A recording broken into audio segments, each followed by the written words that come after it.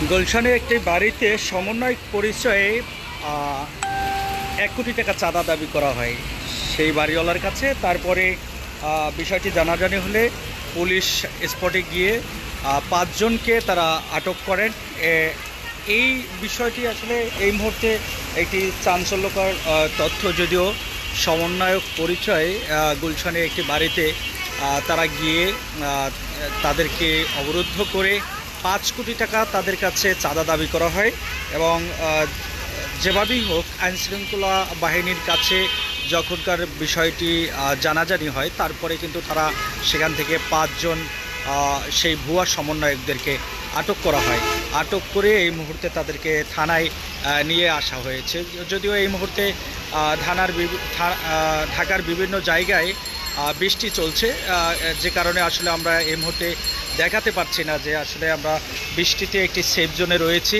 হয়তোবা বৃষ্টিটা যদি একটু কমে আসে, মুষলধারে বৃষ্টি চলছে, বৃষ্টিটা কমলে হয়তোবা আমরা আপনাদেরকে সেখানে নিয়ে যেতে পারবো এবং দেখাতে পারবো যে এই মুহূর্তে যারা থানায় আটক আছেন 5 জন ভুয়া সমন্বয়ক, তারা পরিচয় দিয়ে একটি গুলশানের একটি বাড়িতে গিয়ে একজন বাড়িওয়ালার কাছে সেখানে 5 কোটি টাকা তারা চাঁদা দাবি করেন।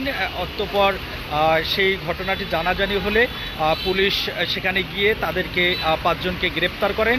গ্রেপ্তার করে এই মুহূর্তে গুলশান থানায় তাদেরকে নিয়ে আসা হয়েছে।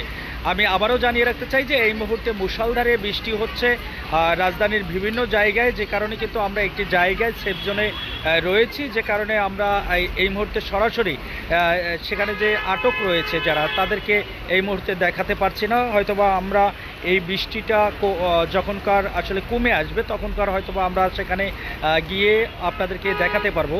তো এই মুহূর্তে যারা প্রতিদিন খবরের ফেসবুক লাইভে রয়েছেন, সকলকে আমাদের পক্ষ থেকে শুভেচ্ছা অভিনন্দন জানাচ্ছি এবং আপনারা অবশ্যই আপনাদের মতামত ব্যক্ত করবেন এবং জানাবেন এই মুহূর্তে গুলশানে যে ঘটনাটি ঘটেছে, যে ভুয়া সমন্বয় 5 জন আটক হয়েছেন গুলশান থানায়। এই মুহূর্তে তারা রয়েছে, যদিও বৃষ্টির কারণে মুষলধারে বৃষ্টি চলছে রাজধানীর বিভিন্ন জায়গায়, যে কারণে কিন্তু আমরা এই মুহূর্তে ঠিক সেখানে পৌঁছে আমরা একটি সেফ জোনে রয়েছে, যে কারণে আমরা আসলে এই বৃষ্টির কারণে কিন্তু আমরা সেখানে গিয়ে পৌঁছে আমরা যে সরাসরি তাদেরকে দেখাবো এবং সেখানকার যে বর্তমান পরিস্থিতি সেটি আসলে দেখাবো,